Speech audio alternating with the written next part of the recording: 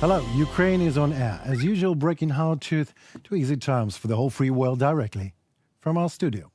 You would not believe who is here in this studio with me tonight, a career diplomat, someone who played a central role in 2004 Olympic Games in Athens. A counselor to NATO headquarters in Brussels. He was a deputy head of mission before leading the foreign ministry NATO department, a permanent representative to NATO, and that position he held for 7 years in a row. Our guest has 9 official state decorations awarded by Austria, Finland, Germany, Greece, Italy, Lebanon, Poland, Sweden, and the Holy Orthodox Patriarchate of Jerusalem. Mr. Spiros Lambridis, holy smokes. What a resume. Thank you, Henry. I'm a typical humble civil servant and the typical bureaucrat. So please fire away with all the questions that you might have at the guy who will receive the questions, but answer none of them. I'm joking, of course. I'm so happy to be here with you in your studio in this wonderful station. And I'm very open to discuss the current issues that are, so problematic for all of us and for Europe as well. So I'm in your hands, and I would love to have the possibility to exchange views on the situation that does not only concern or affect Ukraine, but the entire, I would say, the world, not only Europe. Let's talk about Greece. I know you are very active, and you're a very active diplomat and politician, and Greece is also very active. It helps Ukraine a lot. A very substantial amount of help comes from Greece. Why? Why the victory of Ukraine is so important for Greece? I think that answer is very short because, and it was said by my Prime Minister the first morning of the invasion, actually early in the morning. He said, Greece is on the right side of history and it will remain there. And why is it the right side of history? Because we're talking about a blatant invasion in a sovereign country, violating its territorial integrity, its sovereignty, and its independence. Greece has a very, very bitter experience of this kind of behaviors, and being a very faithful and legal member of the United Nations, has been behaving according to international law ever since its independence. So there was no other way. And the people of Greece, I know the politicians and authorities, this is the position more or less clear. Tell me, what about the people of Greece? Do they think that way just as well? Greece has also a record of people being with the side that always was a smaller one, the one that injustice was done to. So again, there was no question. I understand where the question is heading. There is undoubtedly a very long tradition of very, very close relations, mainly spiritual and religious, if you want, between Greece and Russia, between orthodoxies from both sides, and between the legacy of our independence from the Ottoman Empire and the alleged help of Russia. I don't want to go into the historical facts, but I can challenge the second argument about the help that Greece received from Russia throughout the centuries. Despite of that, there's no question that we did have an excellent relation with Russia, which we long to have again. But that takes two to tango. We cannot condone a blatant violation of international law and this kind of behavior in international relations. When Russia will return to the path of normal nations and normal relations, would be one of the first to embrace it again. Are you saying that the companies that are helping Russia to circumvent sanctions, sometimes they are Greek companies from Greece? Is that a fact? No, that's a big misunderstanding. Okay. The whole question, because I have repeatedly heard it, was concerning very few vessels that before the war were owned by Greek owners. By the time of the war, even before that, they were sold to other companies. Right. But they were still registered by the state authority of Ukraine as Greek vessels and Greek companies. Understood. The companies had done everything in their power to prove, but these vessels are not ours anymore. They belong to other nations, other ship owners that come from every side of this world. It took a long time to prove that, but it has been proved, and the companies have been removed from the list. So there's no misunderstanding. There was also another rumor that there was exchange of petrols between vessels outside the Greek waters. That was also a misunderstanding in two ways. First of all, it was done in international waters, so we cannot intervene. And secondly, we did intervene. And we found a very clever way of doing it. Mainly, this thing was done at a huge bay at the south of Peloponnese, outside the Greek territorial waters, which is a very highly appreciated touristic area.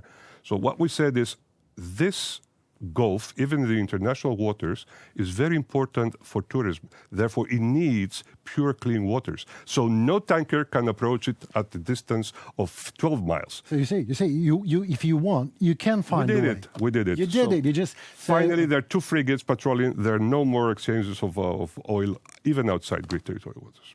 All right. Well, Russian influence is strong and gets stronger in Europe and the United States. Are you aware of such influence in Greece? Very good question.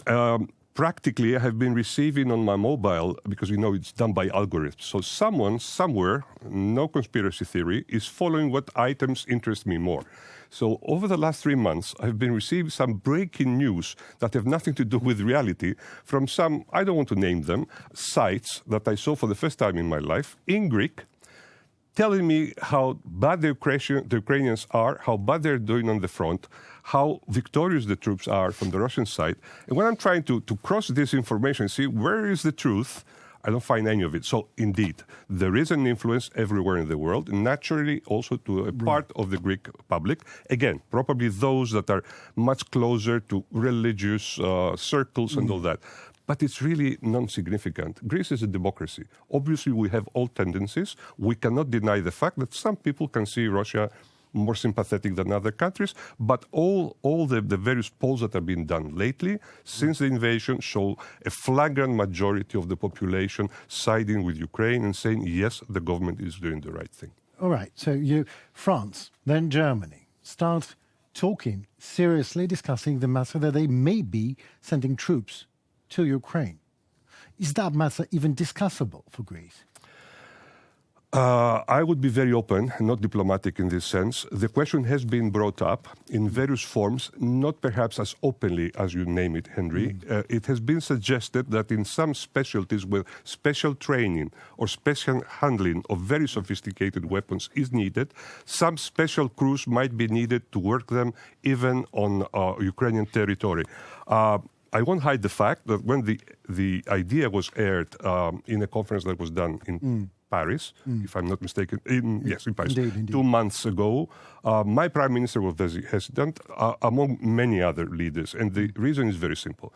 The moment that there will be NATO troops in numbers, not 2 or 3 councillors that might be now here as we speak and we don't know about, proper troops, and manning and handling weapons that are being targeted at Russian troops, therefore becoming a target to Russian weaponry, and we have casualties, then immediately, by definition, there is a situation not of tension, but of aggression between Russia and NATO. And that is extremely dangerous. Nobody wants to go there. If we can avoid that by doing our utmost, either bilaterally or through international organizations, to help Ukraine, I think in the long run it will be beneficial not only for Europe, NATO and the EU, but also for Ukraine. It's not really in Ukraine's interest to get the Third World War started on its territory. But the Third War, it's already on, isn't it? It's a question of definition. By definition of what war is, I would say no. But if you're talking about cyber, hybrid, ideological, bullying around, you might have a point. But as we historically define world wars, no, the Third World War is not. You mean the on. scale of it, not yet. And the means of it. A Third World War, by all analysts, would be a nuclear war. God forbid that ever happens to humanity, because that will be the end of it. And everybody knows it. Well, now I'm going to ask my beloved question. My editor probably is going to behead me after that, but still, do you believe, there are voices that are telling that Putin is bad but not mad, he's not going to go nuclear? Do you think he's not going to go nuclear? If I understand correctly, even in a country like Russia, the key or the button, as they call it, for launching nuclear weapons is not held by one person. Therefore, it doesn't only take Putin to be mad, it takes other people as well. And indeed, I don't think that the human race has reached the point of madness that nuclear weapons can be utilized in any way. Because even Putin and the people around him know very well that there will be an immediate answer of multiple force. And there's no end to it. He has repeatedly stated himself that the nuclear war is not an option unless the survival of the Russian Federation is at stake. I don't think the Russian Federation survival is at stake because of Ukraine. If it's at stake, it's because of the mistake its leadership does. Well, Putin might say all sorts of things, but I don't think the world should be listening to what Putin is saying. The world better be looking at what he's doing, actually. And it's right on contrary. But just one more question. The frozen assets of Russian Federation abroad, which is a huge amount, do you believe it should be defrosted and just sent in favor of Ukraine?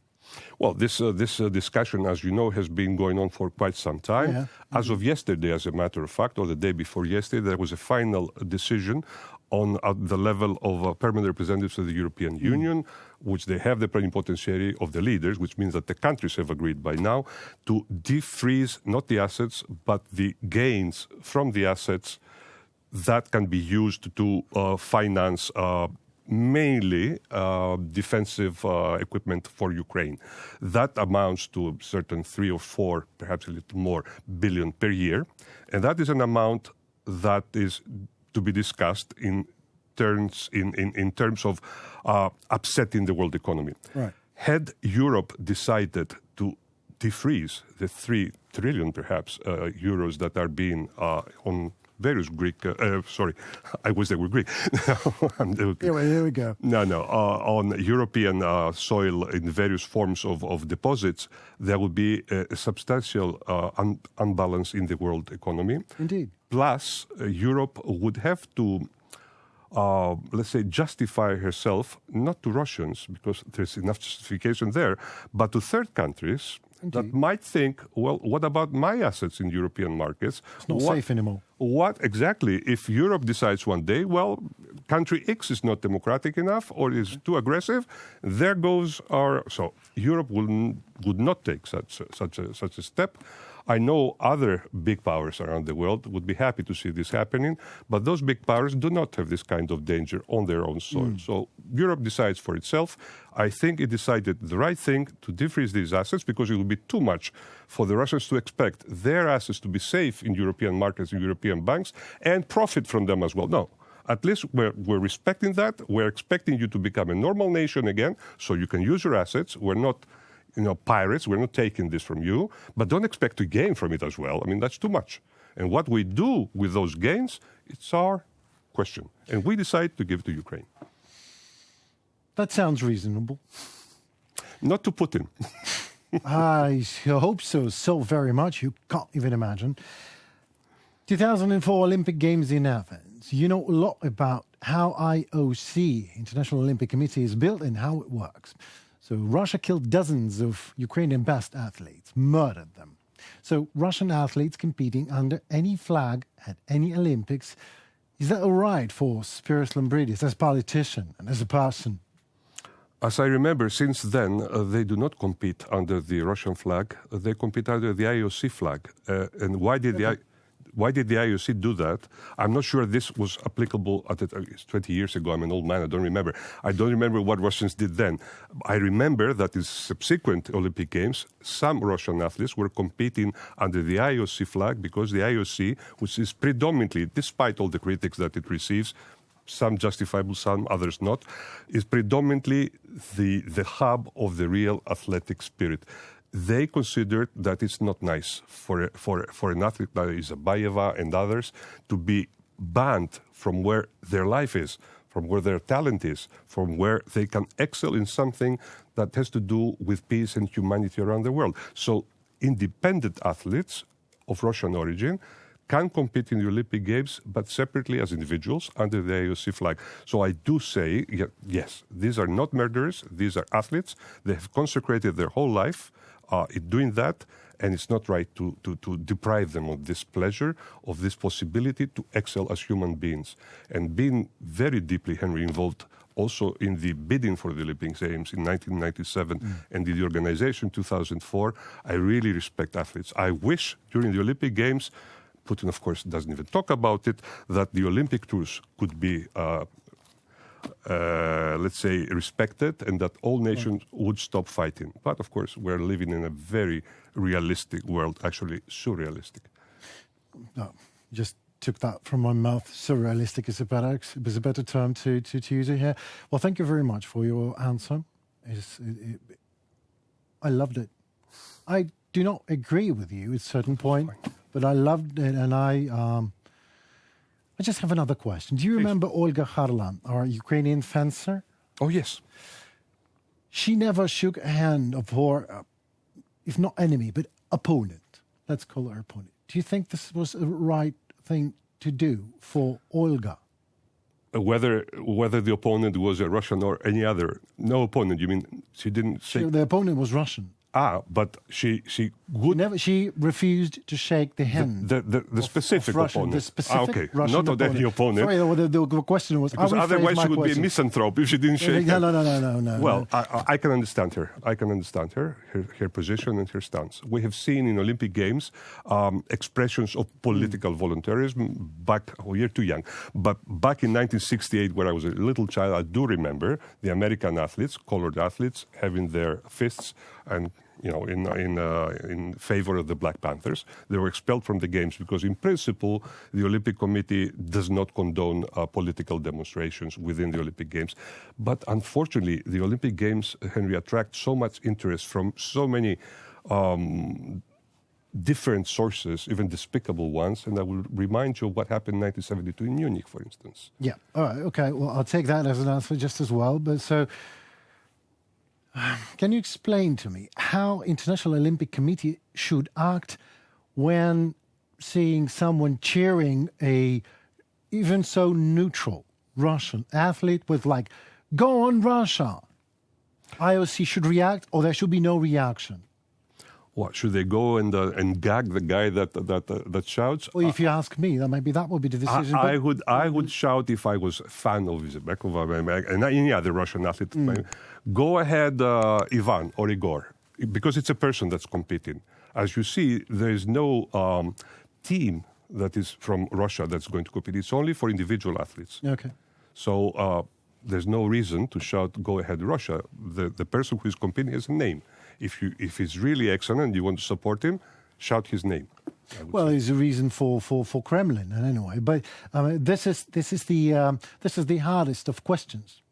It depends really on the angle. From my side, as being here in Ukraine, as I just told you, when I was in Bucha,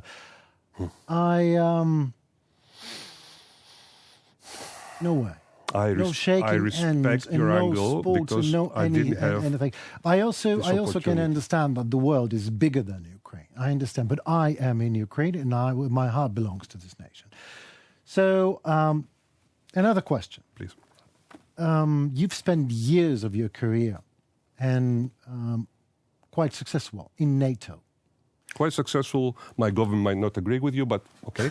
All right, you spent years in NATO. In the structure. Alliance back then and alliance now. Two different alliances? Did it change through the time? It's the same alliance, because this alliance, as every sane alliance, and this alliance has been outliving any other alliance and any other institution in the world, 70-something years, 75, is based on principles. Therefore, the principles are the same. The Statute of Washington, the Washington Treaty, is still the same. Everybody behaves, in theory at least, according to that treaty. I'm not going to go into the comment that I made, in theory at least, because there are some countries in NATO that do not exactly behave like allies, but I will skip this insinuation.